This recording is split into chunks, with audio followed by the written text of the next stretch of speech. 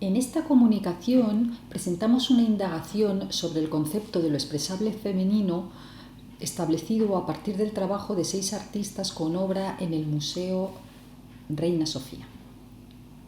El objetivo de esta investigación metodológica es proporcionar una serie de recursos a los comunicadores especializados en arte contemporáneo.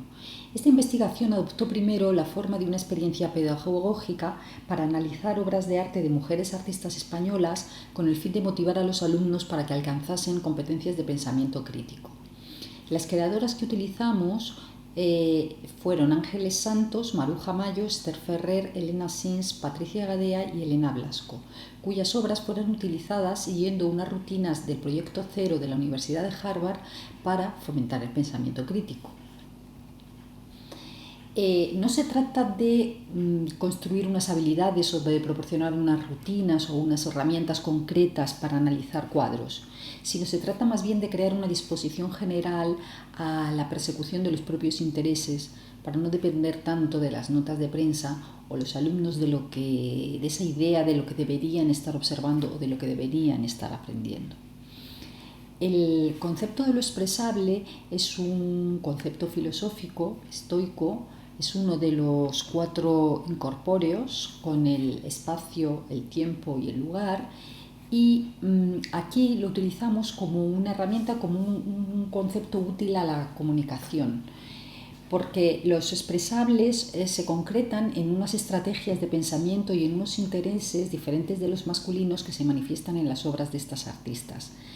Entonces, desentrañar algunos de estos expresables que se manifiestan a través de sus obras ayudará a comunicarlas de una manera más específica y probablemente que consiga interpelar más activamente al público. La primera artista que analizaremos será Ángeles Santos, con su obra La Tertulia, a la que aplicamos estas 2 rutinas del Proyecto Cero. En su obra La Tertulia y en muchas obras de Ángeles Santos, ella introduce en las escenas 2 variables que son el deseo, el misterio y la vida cotidiana, y las hace que se influyan significativamente sin someterse a un fin extrínseco. Por eso decimos que son inmanentes, como un fin extrínseco, como por ejemplo retratar una sociedad. Estas mujeres de esta obra, La Tertulia, se da el misterio y se da una situación de intimidad, de vida cotidiana, igual que en este cuadro de Max Beckmann, en este doble retrato. Estas mujeres de Beckmann digamos que no se enteran de nada y no son conscientes de ese deseo, de esa angustia, de esa insatisfacción que hay detrás de la vida cotidiana. Otras artistas con las que podemos relacionar este expresable son Rosario de Velasco, por ejemplo, en esta obra de Adán y Eva, donde lo misterioso está en esa vegetación, o en otra obra de Ángeles Santos como Niños y Plantas, o en la obra de un artista más actual que es Chechu Álava con esta obra Niño Niña de 2017. La siguiente artista que estudiamos es Maruja Mayo y su obra La Verbena de 1927, y la comparamos con una obra de Guillermo Pérez Villalta que también recoge una situación de ocio, ¿no? Que en una es la verbena y el otro son los personajes saliendo de un concierto de rock.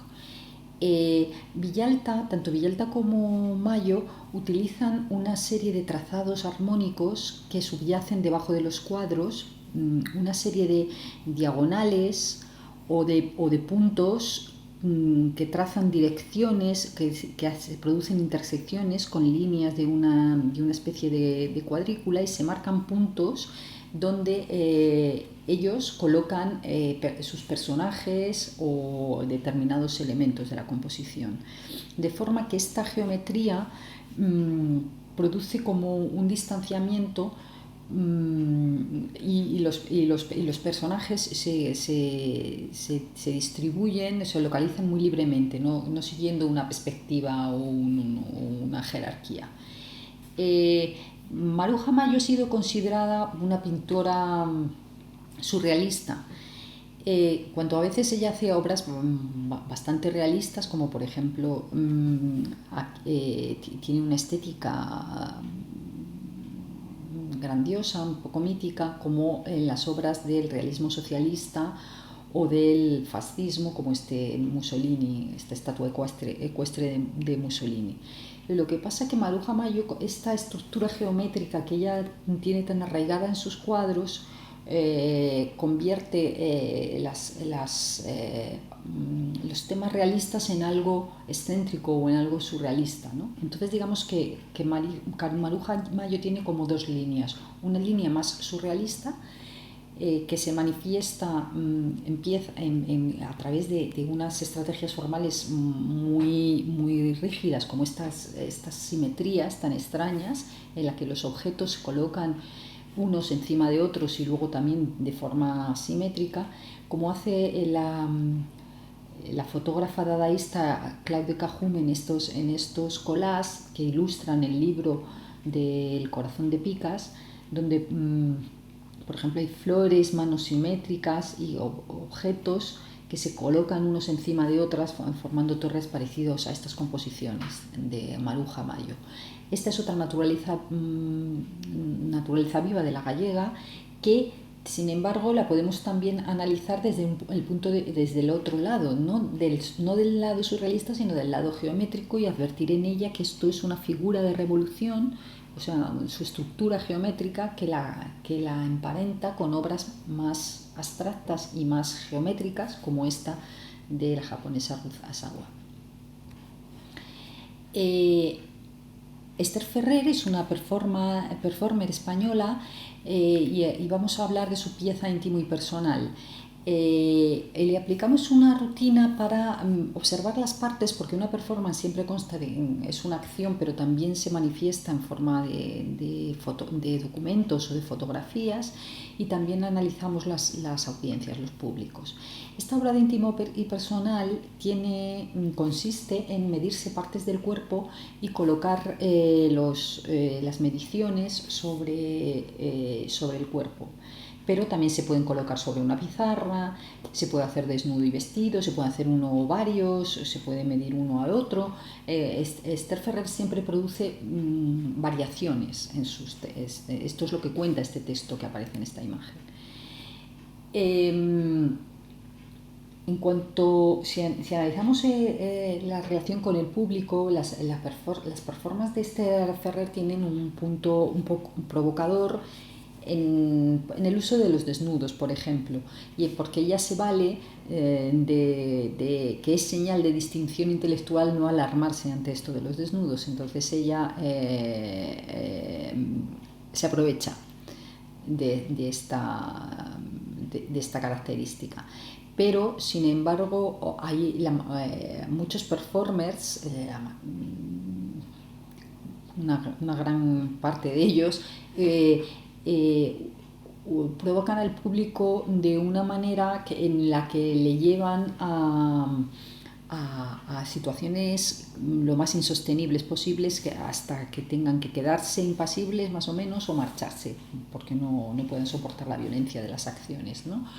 Este disparo de 1971 de Chris Buren es uno de estos ejemplos, en la que el artista fue disparado por un compañero y la performance salió mal porque la bala tenía que rozarle y no herirle, y le atravesó el brazo y le hirió más gravemente de lo que se esperaba. En esa senda están las performances también de Marina Abramovic, como la famosa Ritmo Cero, donde se encerró con el público durante 6 horas y le proporcionó una serie de objetos para que hicieran con ella lo que quisieran, de forma que ella no reaccionaba. Entonces el público, sobre todo masculino, la pinchó, la agredió, la clavaron cosas, incluso hubo un momento muy tenso en que la apuntaron, le hicieron coger la pistola y la apuntaron. Y generalmente mujeres la ayudaban y disuadían al público de ir más allá, ¿no? Incluso la salvaron la vida prácticamente. Eh, entonces, si Marina Abramovic saca lo peor del público con sus acciones, Esther Ferrer intenta sacar lo mejor, intenta que el público sea creativo y que disfrute tanto como ella haciendo performance. Por ejemplo, por eso sus performances a veces adoptan la forma de proposiciones, como este libro de las manos, donde en esta mano pone verifique los dedos de sus manos cada hora que pasa, y aquí está escrito, es decir, 24 veces al día. Es algo parecido a lo que hace Yoko Ono con su libro reeditado recientemente, Pomelo, donde propone piezas como estas. Registrar el sonido de la nieve cayendo. Debe grabarse de noche, no escuchar la grabación, cortarla y usarla como cinta para atar regalos. En la contraportada dice, queme este libro después de leerlo. Y por eso John Lennon, que era prologuista del libro, dice, este es el mejor libro que he quemado. Esther Ferrer también tiene una serie de performances muy relacionadas con el arte conceptual y con Joseph Kosuth, como esta pieza Una y tres sillas, donde se reflexiona sobre la definición de lo que es una silla, el concepto de silla. Entonces él pone una silla real, la foto de una silla y una definición de silla. Sin embargo, en esta pieza también conceptual y que también está reflexionando sobre el concepto de pera, que se titula Tres porciones de pera, aquí vemos es una pera que sí que se divide en tres partes, pero la palabra pera está escrita en un paraguas, con una especie de ambigüedad típica de Esther Ferrer. La artista más joven que relacionamos con Esther Ferrer es Cristina Busto, que realiza happenings donde el público participa, como esta jukebox humana donde el público debe meter por aquí una moneda o un botellín, elegir una canción, Colegiala, por ejemplo, o Alma, Corazón y Vida, y entonces el artista que está dentro con una amiga y con una guitarra y distintos instrumentos ejecuta la canción. Entonces, Esther Ferrer, si no es tan lúdica como Cristina Busto, sí que tiene una ligereza que desde luego la aleja mucho de estos performances que se hieren en público o que provocan escenas de gran violencia, como demuestra esta performance a varias velocidades. E igualmente cuando trata con objetos también los trata de una manera menos solemne. Elena Asins es una artista geométrica y proponemos aquí una comparación con esta obra del artista Sol Lewitt. Digamos que la pieza de Elena es una de una serie de muchas variaciones y es una pieza muy sofisticada al final. Porque cosas, por ejemplo, el centro de esta pieza, las diagonales no van hacia las esquinas, sino que acaban aquí y el centro de gravedad de la pieza es más bajo, es menos obvio que este punto central y que estos puntos que utiliza Sol Lewitt.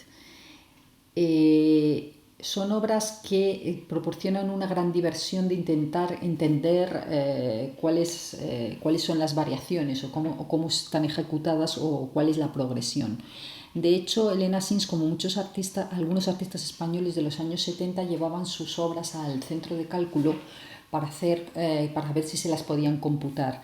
O sea, a ver si el ordenador podía programar la pieza y producir estructuras él solo, ¿no? Una artista geométrica también de gran sensibilidad es la india Nasreen Mohammedi, que tiene piezas como estas de gran ligereza o muy emotivas, digamos. Patricia Gadea presentamos esta pieza suya que se titula Bar McCarthy's y la comparamos con esta pieza de Manolo Quejido porque son dos piezas que son cromáticamente muy similares, utilizan la misma gama de color y compositivamente también siguen una matriz, digamos, velazqueña que presente en Las Meninas, por ejemplo, donde hay unos personajes al fondo que nos miran, y entonces nosotros nos introducimos en el cuadro como espectadores, de forma que estamos muy presentes en el cuadro. En este sentido, la pieza de Patricia Gadea es más arriesgada, porque el personaje está de espaldas y entonces nuestra mirada es, digamos, más agresiva, el personaje es más vulnerable. Y donde Patricia Gadea manifiesta ese placer femenino característico de su expresable es en la pincelada, por ejemplo. La pincelada de Patricia Gadea aquí es una pincelada más placentera o más alegre, más vital, que esta pincelada más vertical, más de pincel seco, más controlada, ¿no? De Manolo Quejido. Entonces, aunque en obras como esta, que habla del sexo, del capitalismo, del racismo, o en la obra anterior, que probablemente habla del alcoholismo, es una pieza sombría, Patricia Gadea tiene este placer de la pincelada, ¿no? Que también está presente en obras como las anteriores que hemos visto de Pauline Botti, que es una artista pop de los años 60 inglesa. Patricia Gadea también tiene, por cierto, marilines pintadas. O también se caracteriza con el trazo de dibujo de Paula Rego o de Catalina Obrador, que es una artista que también tiene una parte de su obra performativa que podría ser comparada con Esther Ferrer, porque también tiene un aire. Elena Blasco, al igual que Patricia Gadea y que Catalina Obrador, habla a menudo del cuerpo femenino. En esta obra, una figura de revolución verde de plástico tiene un uso extraño que convierte en una figura, digamos, coqueta, ¿no? Estamos comparando esta obra con La silla de grasa de Joseph Beuys, que es un artista que utiliza este material, la grasa, con un significado autobiográfico. Joseph Beuys cayó con su avión en llamas en la Segunda Guerra Mundial sobre una estepa ahí cerca de Mongolia, y una tribu lo recogió, lo envolvió en fieltro y lo untó de grasa, y se logró curar de sus quemaduras. Entonces él utiliza este material que tiene siempre ese significado autobiográfico.